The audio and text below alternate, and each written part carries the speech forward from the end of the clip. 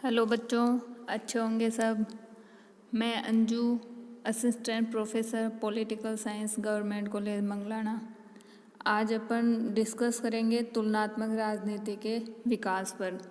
देखो बच्चों, तुलनात्मक राजनीति स्वतंत्र अनुशासन की अवस्था में अचानक कहीं पहुंच गया। जैसे कोई भी सब्जेक्ट अचानक एक डेवलप्ड अनुशासन नहीं होता, एक अचानक से कोई एक विषय नहीं बन जाता। इसके विकास का न केवल लंबा इतिहास रहा है, बल्कि बहुत उतार चढ़ाव भरा इतिहास भी रहा है। अभी तुलनात्मक राजनीति ट्रांजैक्शन की फेज में है, संक्रमण की अवस्था में है, क्योंकि न तो जो परंपरागत तरीका था अध्ययन करने का, उसको राजनीतिक शास्त्री छोड़ पाए हैं, और न ही पूर्ण रूप से आधुनिक तरीके को अपनाया जा सका है। इसलिए अभी एक संक्रमण की अवस्था है। अभी इसका क्षेत्र पूर्ण रूप से निश्चित नहीं किया जा सका है। लेकिन फिर भी अगर हम देखें तो जब से राजनीति का अध्ययन होने लगा है, तभी से तुलनात्मक राजनीति का अध्ययन शुरू हो गया था। तुलनात्मक राजनीति के जो आधुनिक विचारक हैं, उनका मानना है कि तुलनात्मक राजनीति राजनीति विज्ञान की कोई शाखा नहीं है, बल्कि उसकी आधारशिला है। आधारशिला ऐसे है क्योंकि जैसे अध्ययन किया जाएगा, अपने देश की शासन व्यवस्था का अध्ययन किया जाएगा किसी दूसरे देश की शासन व्यवस्थाओं को ध्यान में रखते हुए, तो तुलना अपने आप हो रही है। तुलना राजनीति के ज्ञान के बिना स्वयं राजनीति का अध्ययन अधूरा रह जाता है। बिना तुलना किए हुए आपका जो अध्ययन है वो बहुत ज़्यादा संकीर्ण रह जाएगा, और उससे कोई निश्चित निष्कर्ष नहीं निकाले जा सकते हैं। वैसे देखो, जैसे जैसे परिस्थितियाँ बदली है विश्व की, उसी हिसाब से तुलनात्मक राजनीति का क्षेत्र, तुलनात्मक राजनीति के अध्ययन का तरीका, इसमें नई टेक्निक का उपयोग करना, ये सब भी बदलती रही है। पहले अलग परिस्थितियाँ थी, तो उस टाइम हर विषय में, जैसे सिर्फ राजनीति की बात नहीं है, जितने भी सामाजिक विषय हैं सब में औपचारिक अध्ययन ही किया जाता था।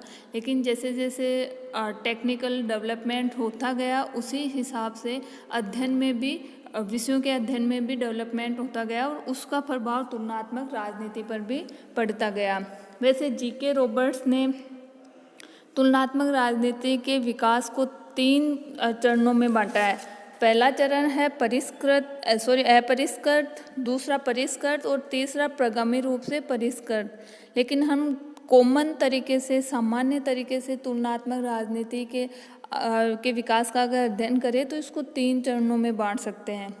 पहला चरण है द्वितीय विश्वयुद्ध तुलनात्मक राजनीति का विकास, दूसरा चरण है युद्धोत्तर तुलनात्मक राजनीति का विकास, मतलब द्वितीय विश्व युद्ध के बाद में तुलनात्मक राजनीति का विकास, और तीसरा है कि विकास का वर्तमान चरण। हालांकि इसका कोई टाइम बाउंडेशन अपन पूर्ण रूप से डिसाइड नहीं कर सकते कि भाई इस साल से तुलनात्मक राजनीति का ये चरण प्रारंभ हुआ, इस साल से ये चरण प्रारंभ हुआ। लेकिन मोटा मोटा अगर अपन डिवाइडेशन करें तो इन 3 आधारों पर डिवाइडेशन कर सकते हैं। पहला है द्वितीय महायुद्ध तक तुलनात्मक राजनीति का विकास। देखो, अपन बच्चों स्कूल से पढ़ते आ रहे हैं कि तुलनात्मक राजनीति के अध्ययन की जो आधारशिला है वो अरस्तु के टाइम से देखी जा सकती है, अरस्तु के अध्ययन में देखी जा सकती है। जैसे अपन पढ़ते आ रहे हैं कि अरस्तु ने 158 संविधानों का पहले अध्ययन किया तुलनात्मक रूप से, और उसके बाद में अपना निष्कर्ष निकाला। उसके बाद में अपना जो सर्वश्रेष्ठ संविधान है उसके बारे में अपने विचार दिए। अरस्तु का जो अध्ययन था वो बेसिकली इस चीज़ पे डिपेंड था कि कोई शासन व्यवस्था स्थिर क्यों रहती है, क्यों वो अस्थिर हो जाती है, क्रांतियाँ क्यों की जाती है, मतलब किसी देश में क्रांति हो रही है तो उसके पीछे क्या कारण है। हालांकि अरस्तु का जो अध्ययन था वो बहुत सीमित था, अगर तुलनात्मक दृष्टि से अपन देखें तो वो बहुत सीमित था। लेकिन अरस्तु का तुलनात्मक राजनीति में योगदान बहुत बड़ा रहा है, क्योंकि अरस्तु ने ही सबसे पहले संविधानों का अध्ययन तुलनात्मक तरीके से प्रारंभ किया था। अरस्तु ने कई देशों के संविधानों का अध्ययन किया, वहाँ की परिस्थितियों को जाना, और वहाँ पे क्यों किसी देश में स्थिर थी शासन व्यवस्था, किसी देश में अस्थिर क्यों थी, इस चीज़ पे बेसिकली अरस्तु का अध्ययन था। अरस्तु के बाद में कई सालों तक तुलनात्मक राजनीति के अध्ययन नहीं किया गया था। अध्ययन नहीं करने का मतलब है कि कोई विशेष योगदान किसी विचारक का नहीं रहा। अरस्तु के बाद में है मैकियावली, जो 1469 में, जैसे मैकियावली का जन्म है तो 1400-1500 के आसपास मैकियावली ने अपने विचार प्रस्तुत किए थे। मैकियावली का जो मेन फोकस था वो था कि एक अच्छा शासक कैसा हो सकता है। मैकियावली का भी जो अध्ययन था वो भी मैकियावली ने भी अपना अध्ययन इसीलिए किया था क्योंकि शासन व्यवस्था स्थिर कैसे रह सके। मैकियावली आया था पुनर्जागरण के बाद में, और पुनर्जागरण में जो हुआ था यूरोप में, उसके बाद में यूरोप की जो परिस्थितियाँ थी, यूरोप की परिस्थितियाँ भी और लोगों के सोचने समझने का तरीका भी बहुत ज़्यादा डेवलप हो चुका था। तो मैकियावली ने तुलनात्मक राजनीति की दृष्टि से शासन की कला पर अपने विचार प्रस्तुत किए थे। शासन की कला पर मतलब एक शासक द्वारा शासन कैसे किया जा सकता है, और ये निष्कर्ष निकाला था कि लोगों का चरित्र उनके लिए उपयुक्त शासन प्रणाली का निर्णय करता है। लोगों का चरित्र कैसे, कि जैसे मैकियावली के अनुसार हर राज्य में गणतंत्र सूट नहीं हो सकता, मतलब हर राज्य के लिए गणतंत्र उचित शासन प्रणाली नहीं है। जैसे उसने स्विट्जरलैंड के लिए गणतंत्र उचित माना था, तो इसके लिए उसने ये बोला था कि वहाँ के जो लोग हैं उनका चरित्र उच्च है, उस चरित्र के लोग हैं, इसलिए वहाँ पे गणतंत्र उचित है। मैकियावली लोगों के जो नागरिक है पर्टिकुलर किसी देश के, उस नागरिकों के चरित्र के हिसाब से वहाँ पे शासन व्यवस्था आनी चाहिए, इस चीज़ का फोकस था मैकियावली का फोकस इस चीज़ पे था। फिर मैकियावली ने द प्रिंस अपनी किताब लिखी जो बहुत फेमस है। इस किताब में मैकियावली ने ये बताने का प्रयास किया था कि एक कुशल शासक कैसे हो सकता है, कुशल शासक में कौन कौन से गुण होने चाहिए। जैसे मैकियावली ने बहुत ही ज़्यादा व्यवहारिक तरीके से अध्ययन किया, और मैकियावली ने ये माना था कि जैसे राजा में शेर और लोमड़ी के दोनों के गुण होने चाहिए, क्योंकि अगर शेर फंदे में फंस जाए तो उस फंदे से निकलने के लिए उसे लोमड़ी जैसी चालाकी चाहिए, और अगर भेड़िया सामने आ जाए तो उसको डराने के लिए उसमें शेर जैसा साहस होना चाहिए। संक्षेप में अगर अपन बात करें तो उसने तुलनात्मक राजनीति के क्षेत्र में महत्वपूर्ण 2 योगदान थे मैकियावली के। पहला था कि उसने लोगों के चरित्र और उपयुक्त शासन व्यवस्था में सहसंबंध स्थापित करने का प्रयास किया था। दूसरा था कि राजतंत्र के प्रबंध से संबंधित समस्याओं को सुलझाने के लिए कॉस्ट बेनिफिट एनालिसिस किया था। मैकियावली के बाद में मोंटेस्क्यू आया। मोंटेस्क्यू की बहुत फेमस किताब है द स्पिरिट ऑफ लॉज, जिसको अपन कई जगह इसका अध्ययन करते हैं, जैसे विधायिका में इसको देखते हैं, जैसे संविधानवाद में इसको देखते हैं। इस किताब में मोंटेस्क्यू ने 3 प्रकार की शासन प्रणालियाँ बताई थी, और इनके वर्गीकरण का उसने 2 आधार बताया था। पहला, शासन की प्रकृति, मतलब संप्रभुता शक्ति कितने लोगों के हाथ में है, जो संप्रभुता शक्ति का उपयोग किन व्यक्तियों के हाथ में है या किन व्यक्तियों के समूह के हाथ में है। दूसरा था शासन का सिद्धांत, मतलब शासक द्वारा शासन किस भावना से किया जा रहा है, इस चीज़ पे जोर देना। शासन का सिद्धांत क्या था कि शासक किस भावना से शासन करना चाह रहा है, वो लोगों पे मात्र राज करना या अपने स्वार्थ के लिए या लालच के लिए शासन करना चाहता है, या वो जन भावना से प्रेरित होकर लोगों की सेवा करने के लिए शासन करना चाह रहा है। इस हिसाब से मोंटेस्क्यू ने 3 तरह की शासन व्यवस्था बताई थी, गणतंत्र, राजतंत्र और निरंकुश तंत्र। मोंटेस्क्यू ने गणतंत्र और राजतंत्र को उत्कृष्ट शासन प्रणाली बताया था, और निरंकुश तंत्र को निकृष्ट शासन प्रणाली। मोंटेस्क्यू का महत्वपूर्ण योगदान संविधानवाद में रहा है। देखो बच्चों, संविधानवाद होता है एक, बहुत संक्षेप में समझना चाहे तो सीमित शासन। संविधानवाद वैसे अपने टॉपिक भी आएगा पूरा, उसमें और डिस्कस करेंगे, लेकिन संविधानवाद होता है सीमित शासन, मतलब असीमित मनमाने तरीके से शासन करना संविधानवाद नहीं है। संविधानवाद मतलब कंट्रोल होना चाहिए शासन पर। अब वो कंट्रोल कई तरीकों से हो सकता है, जिसका बाद में कभी डिस्कस करेंगे। तो सीमित शासन के लिए और मोंटेस्क्यू ने शक्तियों के पृथक्करण का सिद्धांत दिया था। शक्तियों का पृथक्करण कैसे, जैसे व्यवस्थापिका, कार्यपालिका, न्यायपालिका, इन तीनों के पास में अपनी अलग अलग शक्तियाँ होनी चाहिए, अलग अलग कार्य क्षेत्र हो, अलग शक्तियाँ हो, जिनका ये उपयोग स्वतंत्र रूप से कर सके बिना दूसरे अंग से प्रभावित हुए, और ये एक दूसरे को कंट्रोल करते रहे, जिससे कोई भी शासन का कोई भी अंग, मतलब इन तीनों में से कोई भी अंग दूसरे पे ज़्यादा हावी नहीं हो। इसलिए ये आपस में एक दूसरे को कंट्रोल भी करते रहे, जिससे कोई अंग निरंकुश नहीं हो। वैसे बच्चों, मोंटेस्क्यू से पहले जॉन लॉक ने भी शासन के अंगों के बारे में चर्चा की थी, लेकिन जॉन लॉक ने स्वतंत्रता की बात नहीं की थी कि मतलब अंगों को अपना अलग अपना क्षेत्र हो सकती हो जिनका वो स्वतंत्रता से उपभोग कर सके, न ही एक दूसरे को वो कैसे सीमित करेंगे, एक दूसरे पे कैसे कंट्रोल रखेंगे, एक दूसरे से कैसे संबंध होंगे, इसके बारे में भी जॉन लॉक ने विस्तृत रूप से चर्चा नहीं की थी। अब देखो, मोंटेस्क्यू के बाद में अगर आधुनिक विचारकों की बात करें तो लॉर्ड ब्राइस का भी संविधानवाद में थोड़ा योगदान रहा है, लेकिन कोई विशेष योगदान नहीं होने के कारण मेन रूप से जो द्वितीय विश्व युद्ध तक जो तुलनात्मक राजनीति का विकास हुआ था, उसमें वैसे कई विद्वानों का या कई राजनीतिक शास्त्रियों का योगदान है, लेकिन मुख्य रूप से अपन इन तीन का अध्ययन करते हैं।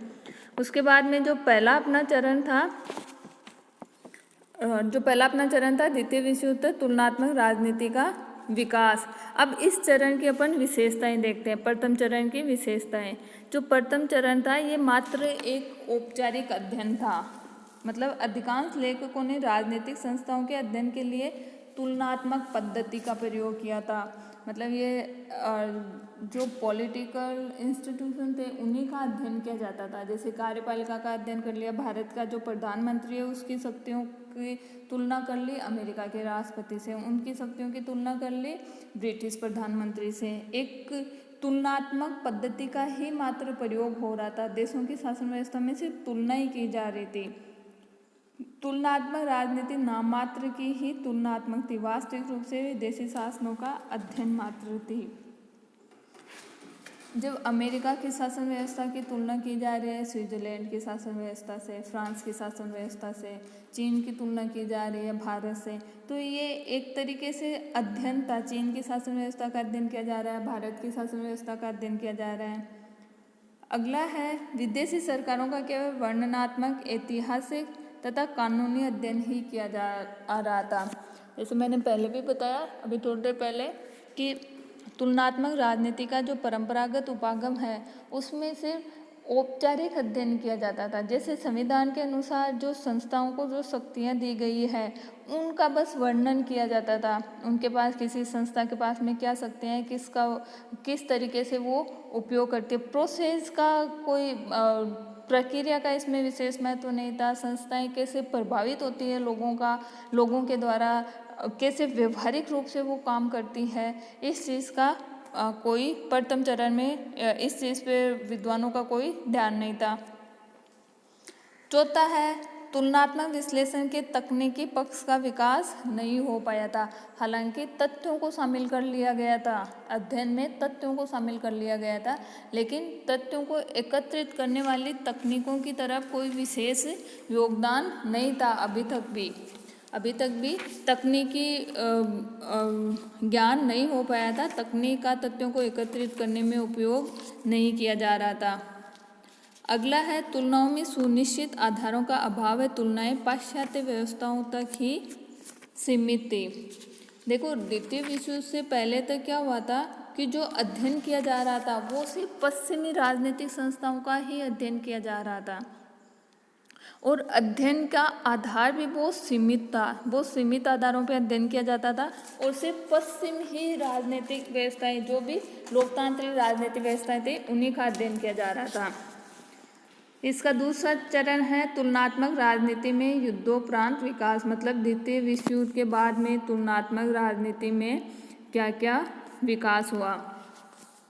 देखो बच्चों, द्वितीय विश्व युद्ध से पहले जैसे अभी मैंने चर्चा की कि सिर्फ पश्चिमी लोकतांत्रिक संस्थाओं का ही अध्ययन किया जा रहा था, लेकिन ध्यान रखना पश्चिमी देशों का अध्ययन किया जा रहा है, वो भी सिर्फ लोकतांत्रिक जो शासन व्यवस्था है उनका अध्ययन नहीं, क्योंकि उस समय ये मान्यता प्रबल थी कि प्रतिनिधियात्मक लोकतंत्र ही संभवतः स्थित और अपरिहार्य है। सबसे अच्छी शासन व्यवस्था सिर्फ प्रतिनिधियात्मक लोकतंत्र को ही मानी जाती थी और उनका मानना था कि लोकतंत्र ही भविष्य की राजनीतिक व्यवस्थाओं में प्रचलित होगा, ऐसे उनकी आस्था भी थी। आगे की जो राजनीतिक व्यवस्थाएं हैं उनमें अंत में लोकतंत्रात्मक शासन प्रणाली को ही अपनाया जाएगा, क्योंकि सर्वश्रेष्ठ शासन प्रणाली यही है। लेकिन इस शासन प्रणाली को चोट भी पश्चिमी यूरोप में ही देखने को मिली। पश्चिमी यूरोप में लोकतंत्र का संकट उभर आया। जर्मनी व इटली में अधिनायकवाद का उदय हुआ। रूस में स्टालिन लेनिन के टाइम में साम्यवाद का उदय हुआ और फिर चीन ने भी साम्यवाद को अपना लिया था। तो ये जो परिस्थितियाँ थी, ये विचारकों ने इन परिस्थितियों के बारे में पहले से नहीं सोचा था, पहले से उम्मीद नहीं की थी। तो अब विश्व परिदृश्य में सिर्फ लोकतांत्रिक शासन व्यवस्थाएं नहीं थी, अधिनायकवादी शासन व्यवस्थाएं भी, साम्यवादी शासन व्यवस्थाएं भी थी। तो अब विचार क्षेत्र बढ़ गया, अध्ययन का विस्तार क्षेत्र बढ़ गया, क्योंकि अब लोकतंत्र के साथ साथ साम्यवादी शासन व्यवस्थाओं का भी अध्ययन किया जाने लग गया। लोकतंत्र के साथ साथ अधिनायकवादी शासन व्यवस्थाओं का भी अध्ययन किया जाने लग गया। और द्वितीय विश्व युद्ध के बाद में जैसे क्या हुआ था कि कई सारे देश आज़ाद हुए थे द्वितीय विश्व युद्ध के बाद में, जिसमें कई विकासशील एशिया अफ्रीका के देश थे, जिसमें से अपना भारत भी एक देश था। तो ये जो नया विश्व बना था, जिसे तृतीय विश्व कहा जाता है, अब इसको भी अध्ययन से बाहर नहीं रखा जा सकता, क्योंकि विश्व की अधिकांश पॉपुलेशन इस तृतीय विश्व में ही निवास कर रही थी। और फिर इस तृतीय विश्व के अधिकांश देशों ने गुटनिरपेक्ष आंदोलन शुरू कर दिया, असंलग्नता की नीति अपना ली। फिर कोल्ड वार शुरू हुआ।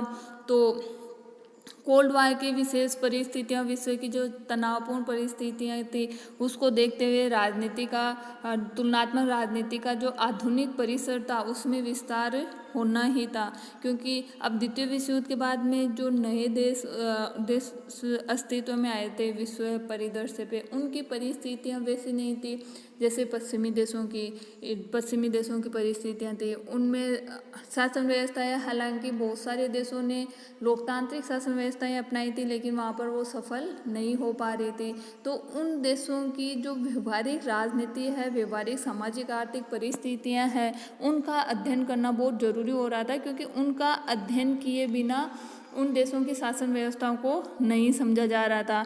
तो अब तुलनात्मक राजनीति में लोकतंत्र, अधिनायक तंत्र व साम्यवाद तथा विकसित व विकासशील और पश्चिमी और नवोदित सभी राज्यों की राजनीतिक व्यवस्थाओं को सम्मिलित किया जाने लग गया। अगला है वैज्ञानिक परिशुद्धता पर अधिक जोर। देखो, अब तक जो अध्ययन किया जाता था वो अब तक जो अध्ययन किया जाता था वो मात्र औपचारिक अध्ययन किया जाता था, वर्णनात्मक अध्ययन किया जाता था। वैज्ञानिक रूप से टेक्निक्स का भी बहुत ज़्यादा उपयोग नहीं हुआ था, वैज्ञानिक रूप से सर्वमान्य सिद्धांतों का भी निर्माण नहीं हो पा रहा था। लेकिन अब द्वितीय विश्व युद्ध के बाद में क्या हुआ कि वैज्ञानिक पद्धतियों का या वैज्ञानिक तुलनात्मक राजनीति को वैज्ञानिक अध्ययन बनाने पे, सिद्धांत निर्माण पे अधिक जोर दिया जाने लग गया। इसका सबसे मुख्य कारण ये हुआ था कि व्यवहारवादी क्रांति का उस टाइम बोलबाला था। तो व्यवहारवादी क्रांति का से तुलनात्मक राजनीति में ही नहीं, हर सामाजिक विषय पर व्यवहारवादी क्रांति का बहुत प्रभाव पड़ा था। व्यवहारवादी कठोर, परिशुद्ध व मुख्यतः सुव्यक्त सैद्धांतिक विषय परिधि के प्रयोग से ऐसे मध्य स्तरीय सिद्धांत का निर्माण करना चाह रहे थे जिन्हें परिमाणात्मक विधियों से परखा जा सकता है। मतलब सिद्धांत ऐसे बनाने का प्रयास हो रहा था कि जिसका परीक्षण हर कोई कर सके। इस व्यवहारवादी क्रांति के कारण ही तुलनात्मक राजनीति को भी वैज्ञानिक अध्ययन बनाने पे विशेष रूप से जोर दिया जाने लग गया और तुलनात्मक राजनीति को भी सहयोग मिला। साथ ही उस टाइम जो व्यवहारवादी क्रांति थी उसकी एक विशेषता ये भी थी कि उसने अंतर विषय अध्ययन पे बहुत जोर दिया था कि इस अंतर विषय अध्ययन से तुलनात्मक राजनीति को भी बहुत फायदा हुआ। जो मनोवैज्ञानिक जो मनोविज्ञान में जो टेक्निक्स थी, मानव शास्त्र में जो तकनीकें थी, समाजशास्त्र, मानव शास्त्र, मनोवैज्ञानिक, इनके अध्ययन का फायदा तुलनात्मक राजनीति में भी होने लग गया था। अगला है राजनीति के सामाजिक परिवेश पर बल। देखो बच्चों, किसी भी देश की जो राजनीतिक व्यवस्था है उस देश को उस देश की सामाजिक परिस्थितियों से अलग नहीं किया जा सकता। देखो, एक नॉर्मल से एग्जाम्पल से अपन लोग समझते हैं। अपन मतलब भारत और पाकिस्तान एक ही देश थे, पहले एक ही देश थे। फिर 47 में जब डिवाइडेशन हुआ, पाकिस्तान नया देश बन गया और भारत से अलग होकर एक नया राष्ट्र बन गया। पाकिस्तान ने भी लोकतंत्र अपनाया, अपने यहाँ भी लोकतंत्र था, लेकिन अपने यहाँ लोकतंत्र सफल रहा, पाकिस्तान में सफल नहीं हो पाया। तो इसका कारण क्या था? इसका मेन कारण था कि पाकिस्तान की जो सामाजिक परिस्थितियाँ थी, सामाजिक परिस्थितियाँ या फिर वहाँ की राजनीतिक और जो इकोनॉमिकली कंडीशन थी, उसके कारण वहाँ पे लोकतंत्र सफल नहीं हो पा रहा था।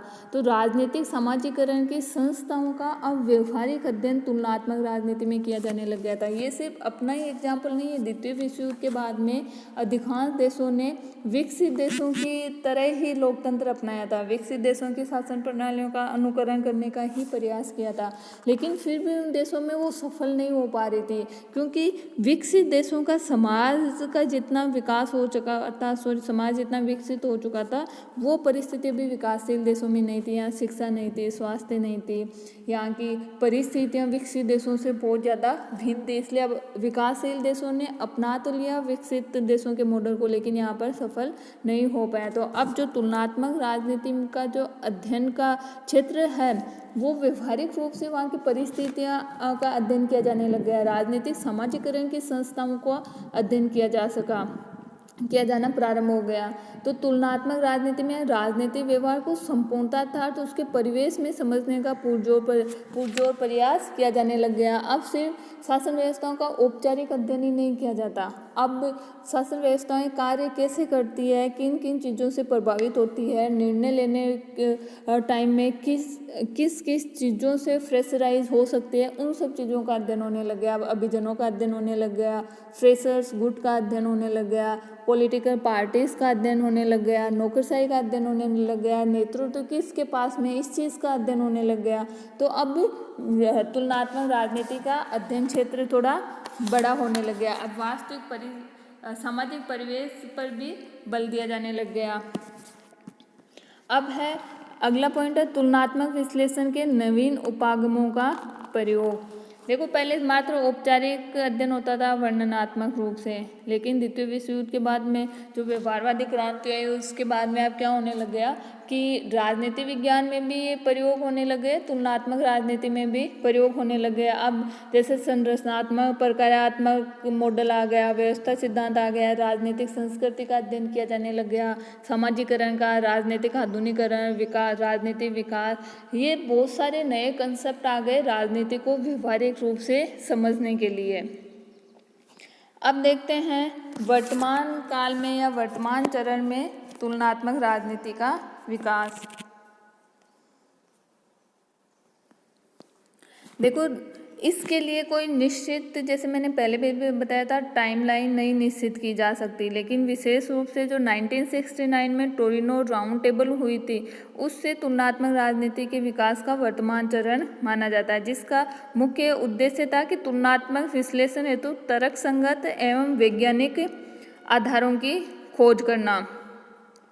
अब आधुनिक समय में तुलनात्मक राजनीति को समृद्ध करने वाले कई विद्वान हो गए, जैसे David Easton, almond Coleman, एप्टर, Robert हाल, कार्ल डायस, ऐसे कई राजनीतिक शास्त्री हो गए, सिडनी बर्वा जैसे, जिन्होंने तुलनात्मक राजनीति में अपना विशेष योगदान दिया। अब इन्होंने एक नई शब्दावली का भी या शब्द भंडार में भी अभिवृद्धि की, जैसे डेविड ईस्टन ने निवेश, निर्गत, मांगे, समर्थन, पर्यावरण, फीडबैक, मूल्य आदि जैसे शब्दों का प्रयोग किया अपने सिद्धांत में। आमंड ने निवेश निर्गत कार्यों के समूह पर विशेष बल दिया। डायस ने भी जो अपना संचार सिद्धांत दिया था, उसमें विशिष्ट भाषा का प्रयोग किया, शब्दों का प्रयोग किया, जैसे स्वायत्ता, स्पंदन, भार, लाभ, उत्तेजना पाने वाले विभिन्न प्रकार के शब्दों का प्रयोग किया। तो अब तुलनात्मक राजनीति का शब्दकोश भी बढ़ने लग गया। तुलनात्मक राजनीति का जो वर्तमान चरण है, विकास का जो वर्तमान चरण है, ये कहाँ तक जाना है इसके लिए कोई सीमा निर्धारित नहीं की गई है, लेकिन बेसिकली अभी ये कंटिन्यूअस है। जैसे मैंने बताया था कि अभी ट्रांजैक्शन की फॉर्म में है तुलनात्मक राजनीति, न तो परंपरागत औपचारिक वर्णनात्मक जो तरीका था अध्ययन करना है तो उसको छोड़ पा रहे हैं, न ही कोई नए सिद्धांत बनाने के लिए कोई नई तकनीकों का पूर्ण रूप से उपयोग किया जा रहा है। लेकिन धीरे धीरे इसमें सुधार जरूर हो रहा है। आगे कितना इसमें डेवलपमेंट हो सकता है वो आने वाले सालों में देखेंगे।